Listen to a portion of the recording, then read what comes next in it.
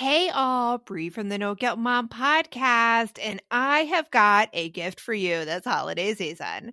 If you love the No Guilt Mom podcast, and I mean love the No Guilt Mom podcast, then tell us about it. Leave us a review, and you can be entered to win a No Guilt Mom gift card. All you have to do is leave a review, take a screenshot, and then simply go to noguiltmom.com/review to enter our giveaway for a free No Guilt Mom gift card, simply for telling us what you think about the podcast. It is amazing. But don't delay. Get right on this, as we're going to be giving away that No Guilt Mom gift card on December 21st. So get right on over and visit noguiltmom.com/review. Welcome to the No Guilt Mom podcast. I am your host, Joanne Crone, joined here by my awesome co-host, Bree Tucker. Hello, everybody. How are you? I had to sing it. I feel a lot of pressure. To like differentiate my introduction. Right? Like there really is. Like I even look at you for a moment just going like, what's she going to say? And then like I clam up because you know when you have that like performance anxiety, you're like, I have to think of something right now. And then like nothing comes to your mind and you just have to go back to an old standby, which is awesome. Right. Awesome. Amazing. All the A's. You ever All notice the that? Like A's. how the A's seem to pop out a lot? Maybe because you just start at the beginning of the alphabet and you work your way down. Maybe. I don't even know. Maybe. I don't know. Well, today we are talking about the ways you're sabotaging discipline at home. This is a tough love episode. A tough love episode of the No Guilt Mom podcast. For a very special tough love episode. A very special tough love episode. Because a lot of times, like when we talk to parents, especially about our courses like Homework 911, Homework Mastery, some of the things that come up are like, oh, they're not doing it this way. And I'm nagging and reminding them to like follow the course and do the course. And actually, that nagging and reminding is a huge sabotage. It is. It is. And what's even worse is that as parents, like we mean so well. Like there are so many times that I have given advice to my kids and they work in two different ways. So my youngest is the one who is very, we would call Audrey very headstrong. Yes. She likes to do things her own way. And so if she has a problem and I give her a suggestion, even as simple as like she's upset and I'll be like, okay, let's work on some breathing techniques. She'll be like, no way. It doesn't work for me. Yeah. And a lot of it is just because if I give her advice, she digs in her heels because she is a person that lives through experience. Mm-hmm. She needs to experience it herself. And while I don't think that she means to completely discount me, she doesn't believe that I understand her situation and what she's going through. So, okay. So anytime I try to give her advice, it's going to immediately blow up in my face. Mm-hmm. Now, my son, Robert, our oldest, I give him advice. He'll at least begrudgingly take my advice a lot of times, but he doesn't really try. Yeah. He'll like half-heartedly, he'll half-heartedly be like, I did it. It didn't work. Yeah. And shrug his shoulders and move on. Again, I think he just doesn't believe that I know what the heck I'm talking about. So anybody else get that? Because like as parents, we were raised that way. Like we were basically told what to do as kids. Yes, and you were like, because I said so. And respect authority, and you need to respect authority and listen to me and everything. And sometimes like we think that as parents, we're like, why aren't our kids listening to us? And why aren't our kids respecting us? But it's not that at all. Like they hold so much respect for you that it's just coming out in a different way. And we're seeing now a huge pushback in kids because we're not teaching them as a society to just blindly follow directions. We're teaching them to question and to problem solve. So these old ways of parenting, the ways that we were parented, they don't work as well as You're they right. did when we were kids. You know, that's a really good point that I hadn't really put those two things together. You're right. As a society, we are asking our children to problem solve, to question, to innovate. Mm-hmm. And yet as parents, we do tend to get frustrated when they question us. Yes. And try to innovate things that we feel like we know how to do best. And they're like, well, why can't we do it this way? Mm-hmm. We get frustrated by that because we feel like it's being disrespectful, but really they're just doing exactly what we are asking them as parents to do and what society is asking them to do. Yeah. So Very interesting. It's I like that. Really how our culture is right now and how it's an easy fix once we understand that.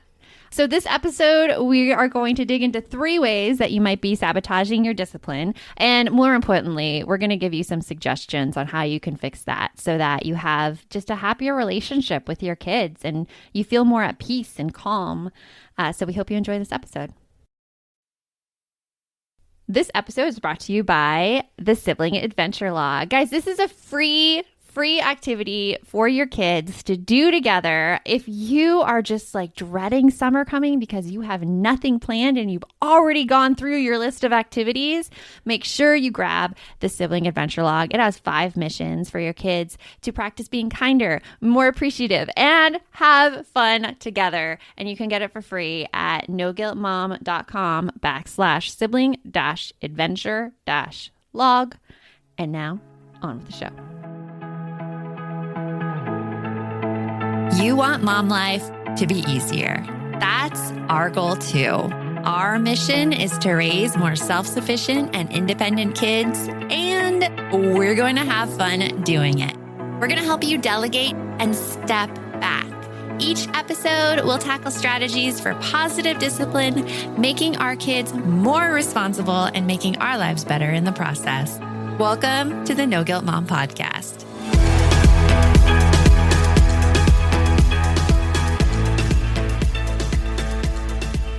Ways we're sabotaging our discipline. So way number 1, we're assuming we know what the problem is.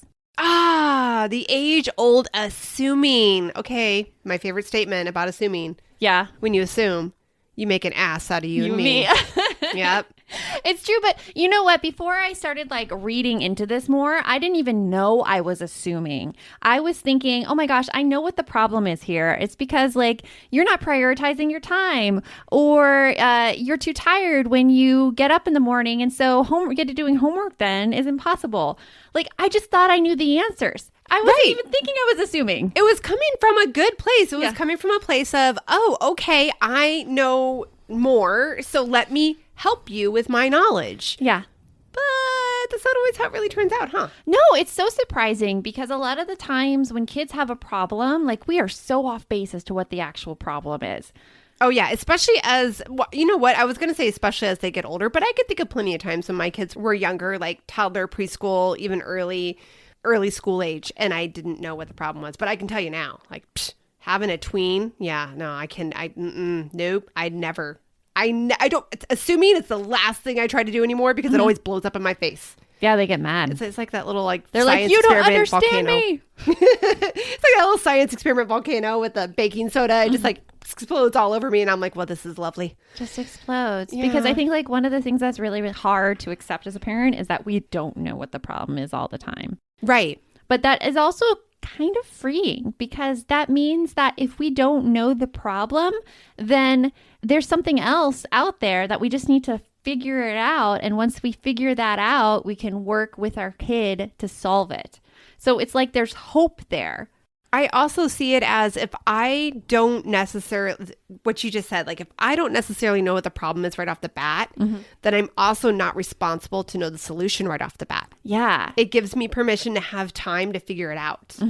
So, all right. So if they're assuming they know what the problem is, how can we fix that? How can we get ourselves to stop assuming? So we really have to figure out what the problem is. And I just finished, oh my gosh, if you guys have not picked up this book, it's called The Explosive Child by Dr. Ross Greene. It's been around for a while, and it's actually recommended in most parenting groups that I've been in on Facebook. Like this book, I see this title popping up everywhere. Well, and his name popped up in like so many podcasts we've had with so many guests in the past, which shout out when we talk about this, he's going to be on the podcast here coming in a few months. So yes, and I'm so excited for that because, I mean, he has such a great process that it helps you drill down to figure out what your kid is actually thinking. Because a lot of the times we'll be like, hey, I noticed that you have, and this is wording from The Explosive Child, I noticed that you're having difficulty doing your homework. What's up?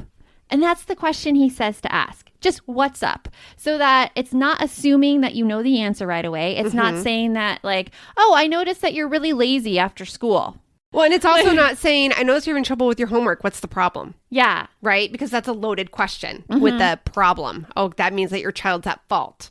So, yeah, he gives some really great suggestions even by what types of questions, What right? to ask, because sometimes you'll ask that of kids. You'll be like, what's up? And oh my gosh, if your kid answers you, well, I'm having trouble with writing and getting the words down on the paper. I mean, you have an amazingly insightful kid. Amazingly insightful child, because they don't say that. They usually say stuff like nothing. Yeah, exactly. Or I don't know. That's the main go-to answer in my household. I don't know. Or it's boring. And I mean, what do you do with that? You don't have anything to go on there. Right. That's why he recommends drilling down, which is different than grilling them. It's not like they're at a police station and you're like trying to answer. Drilling down is a process where you're trying to get to the actual problem so you can define it. So there's 5 questions, 5 strategies to do this. The first one is reflective listening, which is when your kid is like, oh, all right, what's up? I see you're having a difficulty doing your homework. What's up? And they say, I'm bored. Reflective listening would be like, oh, okay, I understand that you're bored during homework. What's boring during homework is your next question. You can ask in the next question. But reflective listening is basically just repeating back what they said so that they know that you heard them and you understand. And I think a big piece of reflective listening as well is showing empathy and like not just going through the motions to go through the motions. It can't be, all right, so I hear that you're bored. I get that. I know. I hear you're bored. You say that all the time. I get it. That's not reflective. That's not reflective. No, that's going to make your kids shut down because they're being disregarded, invalidated. They're not being heard, really. Exactly. And if you need to take a moment to not be frustrated, if you need to take a moment to find a place where it's quiet and it's free of distractions so that you can have this conversation, that will be so much worth its weight in gold.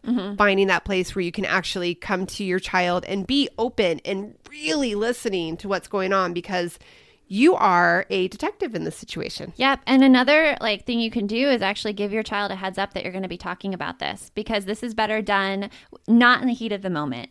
It's better done when the child isn't experiencing that problem right away. So you could be like, hey, I was wondering, could we talk this weekend about the difficulty you're having doing homework? Right. And that gives your child some chance to think too about the difficulty homework. So maybe they'll be better prepared with actual responses. Right. And letting them know that you're not trying to fix it. You're not trying to fix it. I'm not going to tell you what to do, especially if that's something that you've done in the past. I'm not going to try to fix it. I'm not going to tell you what to do. I'm just going to try to help understand what's going on. Yeah, exactly. So after reflective listening, if you're like, okay, I understand that you're bored, the next question you can ask, or you can put this in any order. So I don't want you to think that there's a specific order. These are just strategies to pull from. You can ask a who, what, when, or where question. Okay. It could be like, what about homework is boring? Or when do you find homework boring? Or where do you find it the most boring? Yes. That's kind of an odd way to put That's that. an odd way. But still, it's a good point, because it could be something about situations and where you're at and environment. There's so many different things. Yep. So you can ask one of those questions, the who, what, when, or where question. Another strategy to drill down is you can ask why it occurs sometimes and not others. Ooh, that's a good one. So just specifically with homework, you could say, okay, so I noticed that when you have math problems, you do it really, really fast. But then when you have writing for homework, you have more difficulty. Why is the writing more difficult for you? Oh, that's a really, really good point, because sometimes it is one piece of the equation and not the whole thing. And you could expand that to any problem in your house, really. Say it's a chore. With my kids, my son has no problem feeding the cat or remembering to feed him, but he has a problem remembering to scoop that cat litter. And I can make a whole bunch of assumptions for that, why he has that problem. But it's more powerful if I actually ask him right there, I noticed that, you have no trouble feeding the cat, but then you always and it's really, really hard to phrase it first. So notice that when I'm phrasing it right now, I'm kind of thinking of my words, because this is a really messy process and you're not going to get it right away. No, it takes time. It takes practice. And there's a lot of times that you can do it for a long period of time, many years, and still need to work at it. So know that you're not supposed to be perfect at this. Well, and hearing this, in my head, I'm immediately going to the assuming. I'm I know what the problem is. It stinks. Yeah. That's why I don't want to do it. Yeah, but that might not be the problem at all. That might not be it. Yeah. There might be another one. Oh, goodness. My son is playing a game right now on his computer where he's a thief and the cops are after him. So I'm so excited about this new app, Give As We Grow, where instead of being the quote unquote bad guys, kids are practicing giving back. That is so cool, Joanne. I really wish that there was something like this when my kids were younger that got them excited about giving back to others and helped them build a better understanding of what it really means to volunteer. Give As We Grow is the first of its kind free educational mobile app for children ages 8 to 11 that teaches kids via fun, service-focused mini-game quests to tap into their unique talents and interests to help others. And did you know that studies show that there is a biological connection between generosity and happiness, and that volunteering improves people's physical and mental health? I mean, kids who volunteer typically do better in school and are less likely to engage in risky behaviors. And that is something that I think we all want for our kids. Ready to spark a new movement in generosity? Find and download Give As We Grow for free in the App Store for Android and iOS. And for resources for the whole family, visit giveaswegrow.org. We're hitting that time of year where my brain gets so overloaded in December that I look for anything to make life easier. And I have to say, Brie, that Green Chef is one of those services. Yes, Green Chef is there to take away the dreaded, oh my goodness, what are we going to eat for dinner tonight? You can eat clean all holiday long with over 80 weekly meal options each week, featuring things like quick and easy, protein-packed, calorie-smart, or my personal favorite, the keto options. And you don't have to lose track of healthy eating habits during the holidays because every Green Chef customer gets a free session with one of their registered dietitians who can walk you through how to make clean eating work for you, which is very cool. And I have to say that I have been loving their recipes lately. They put things together I have never thought of. This week, we're trying the lemon basil caper pork with sauteed cauliflower, bell peppers, almonds, and feta cheese, my favorite. Their recipes make it so easy to support my wellness goals without skipping on flavor. For Green Chef's best deal of the year, get $250 off with code NGM250 at greenchef.com/NGM250. That's greenchef.com/NGM250. And don't forget to use that code NGM250 to get $250 off. Green Chef, the #1 meal kit for eating well. So you could also ask the child what they're thinking in the midst of the problem. Be like, when you're having difficulty doing your homework, what are you thinking? They're thinking I hate homework. They might be. Yep. And you could be like, so I understand that you're thinking you hate homework. What makes you hate homework? So I just asked what question? And then it might come back to the stupid spelling packet. Yeah. That we've talked about over time. Spelling packet. The Curses spelling packet. to the spelling packet. Curses Oh to my anything goodness. with spelling. But it brings us down to the fifth strategy is breaking the problem down into parts. So seeing like maybe homework isn't the whole issue. Maybe it's just a specific subset of homework like spelling. Right. So you're drilling down into what part is the hardest and say it is the spelling packet. Well, what don't you like about the spelling packet? I have to write it 5 times. Right. Exactly. Yeah. I have to use it in a sentence with 3 other spelling words. Yeah.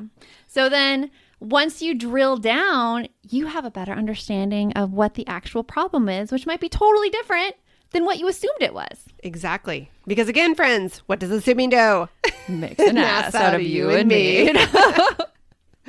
Oh, Lordy Lord. Number two, the way you might be sabotaging discipline at home, you're searching for the right punishment. Oh, yes, because we all believe that if we just found the right punishment, it would make the behavior stop. The right, yeah, because it's like we think, oh my gosh, if I just take Liberty Roblox, maybe it's Roblox. Maybe he shouldn't be playing Roblox after school. I'll try that. Or if I could just find the way that makes them suffer enough. Yeah. They'll stop doing whatever behavior it is I'm trying to stop. And does it work? Nope.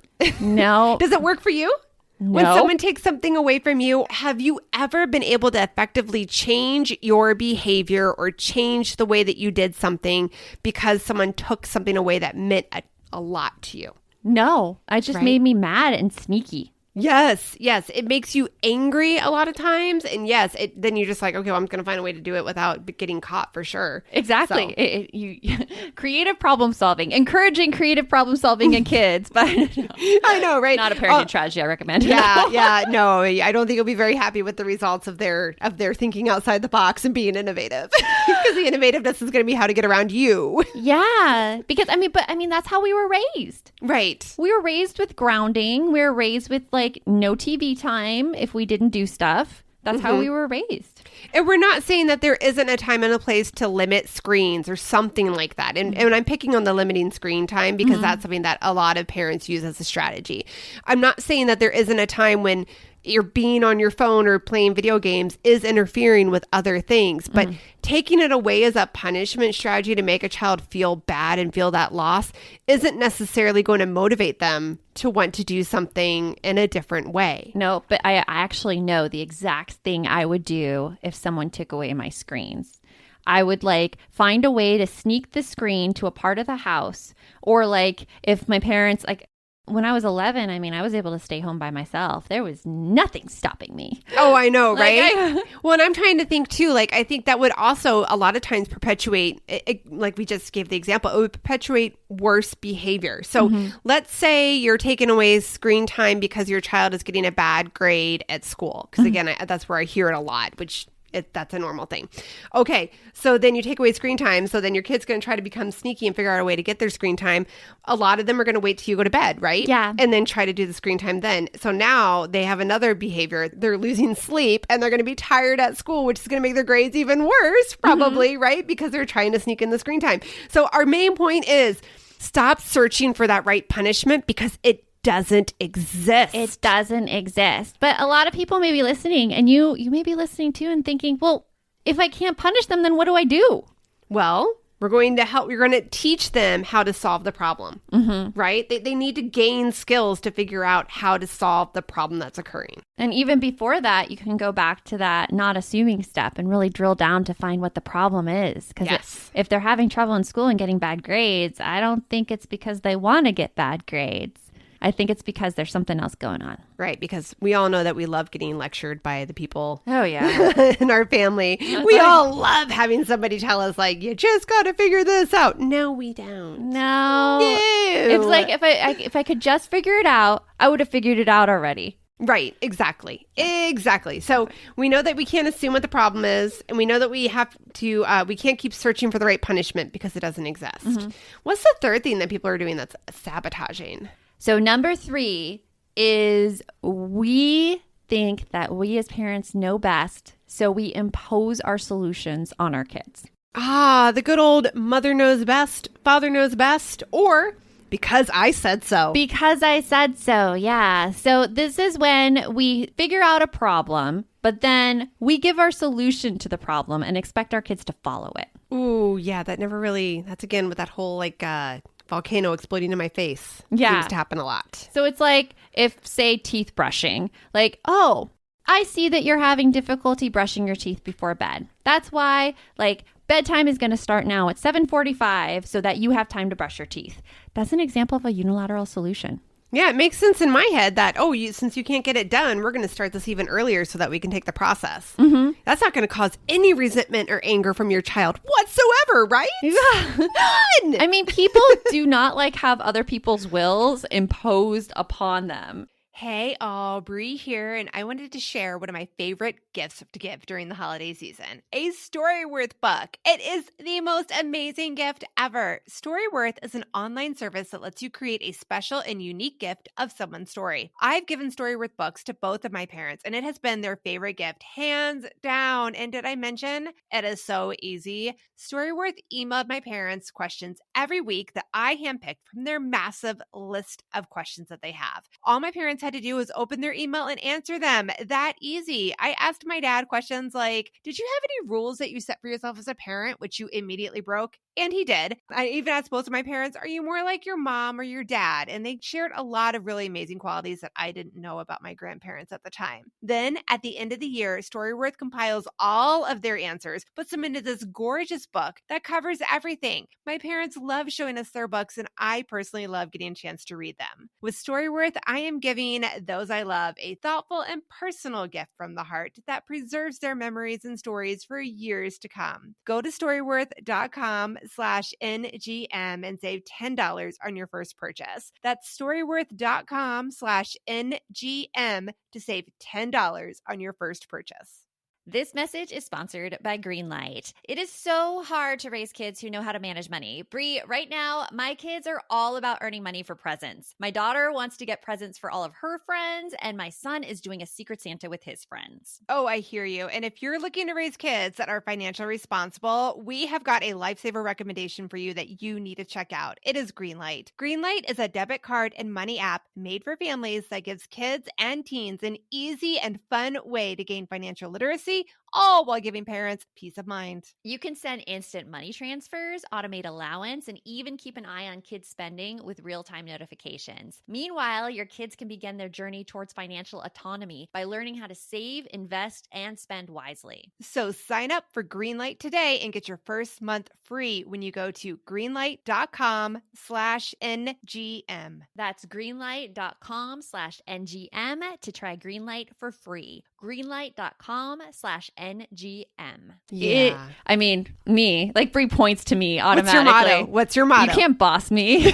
You can't tell me what to do, checklist. You can't tell me what to do. It's so funny. My daughter and her friends were like in her room one time, and her friend Brooklyn made up this song, was like, "You can't tell me what to do. You can't tell me what to do." And she was just, and that's always what I have in my head because it's true. It's true. And you know what, though? That's a great quality to have. That I'm going to do it my way. I'm going to forge my path. But it's so painful as parents sometimes for us to watch it because we think if you would just listen to what I'm telling you to do, if you would just do what I'm telling you, it would get done quicker. It would be all done. Everything would be fine. We could move on. Yeah, we're trying to make it easy and not messy and seamless. But it's making it easy for us, not for our child. And if we really looked into it, it's really not making it easy for us because our kids push back so hard. Right. Then you just end up spending like half an hour fighting about brushing your teeth instead of like the 5 minutes of just letting them do it their way. Yeah. Yeah. Yeah.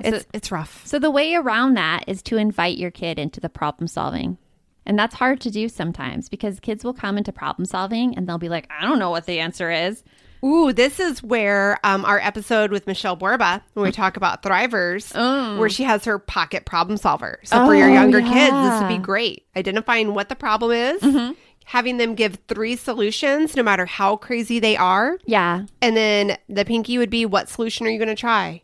So like, it's a really great process there of just like, again, making sure that your child is involved in that solution. Yeah. You may not like what those solution options are. No, and sometimes like kids don't know where to start though in the solutions. Like they may have like some solutions like, oh, just don't tell me when to brush my teeth and we'll all be good. Or one of the solutions might be, I don't have to brush my teeth. And then that's where you can point out the consequences, the natural consequences that will occur from that. Yeah, you could say like, that's an idea. Let's hold that idea. But my concern is, and then you could like cavities. Pain. And I don't want to pay. And like all the money you spend on the dentist for cavities, that's not cheap. Yeah. That's not cheap. So inviting kids into the problem solving process instead of putting on our solutions. This is a hard habit to break. And it's a habit. It's a thing that we have to relearn and unlearn as parents. Right. So like when you first start learning about this, you'll notice all the things you do and you'll be like, you'll have to stop yourself mid-sentence and be like, I'm going to step back. I do that all the time. Like my daughter was having trouble deciding something and I was giving her all my opinions and I realized what I was doing and I'm like, oh, I'm going to step back. I'm just going to let you handle this problem. Right. And sometimes I have to walk away to get away from the situation. And I also have to make sure that I'm very clear with that with my daughter. My son doesn't seem to really pick up on this, but with my daughter, I have to say to her, like, I'm not mad at you. I just need to step away so that I stop trying to tell you what I think you should do. And she actually tends to respond pretty well to that. Oh, yeah. Okay, well, that's great, Mom. You go over there. I'll figure it out myself. Okay, great. I think that's a great, like, if you have a tween in your house, try doing this one little thing. Go up to them and be like, you know what? I'm going to try not to nag you as much as I have been because that's not fun for any of us. And see what they say. Yes. Hopefully you'll get a really good response from that. And they might even remind you when you're going into nagging mode. And that could be hard to take at first.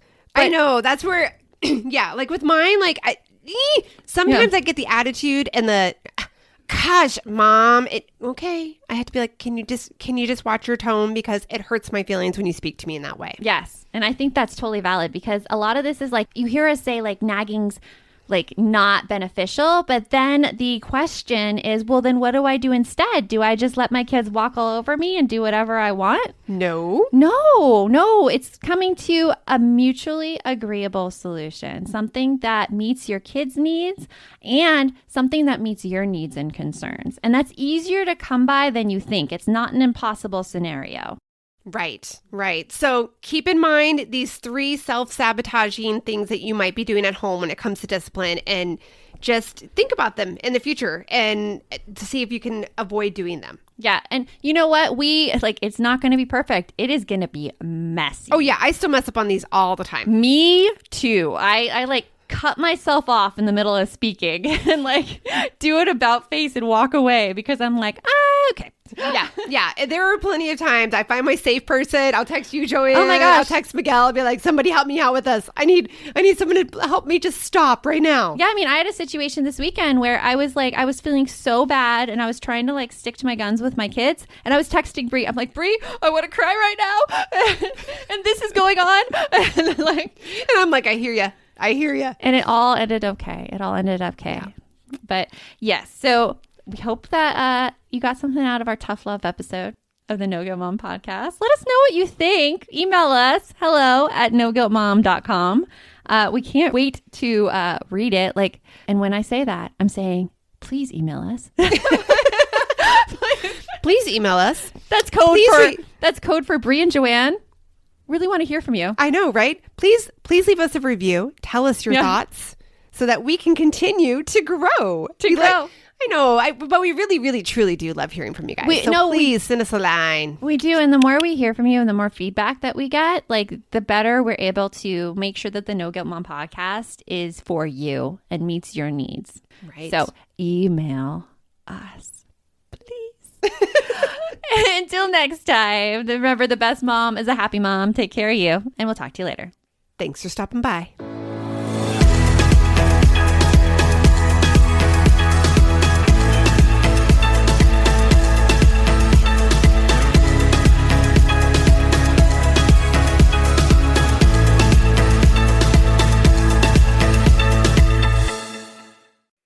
Are you looking for something to listen to with your whole family? Then check out 6 Minutes, produced and created by Gen Z Media. With over 200 twisty, cliffhanger-filled episodes, 6 Minutes tells the story of 11-year-old Holiday, who was pulled from the icy waters with no memory of who she is or where she came from. 3 years ago, Brinley Pasternak helped the Anders family uncover the truth about Holiday's past. Now she'll need them to help her find the truth about hers. In 6 Minutes Out of Time, the long-awaited sequel, Cyrus Anders is found unconscious near the mysterious Elixir Academy in Florida, and Brinley learns the school may have a shocking connection to her missing mother. Dive in now and get the most downloaded family audio adventure in history.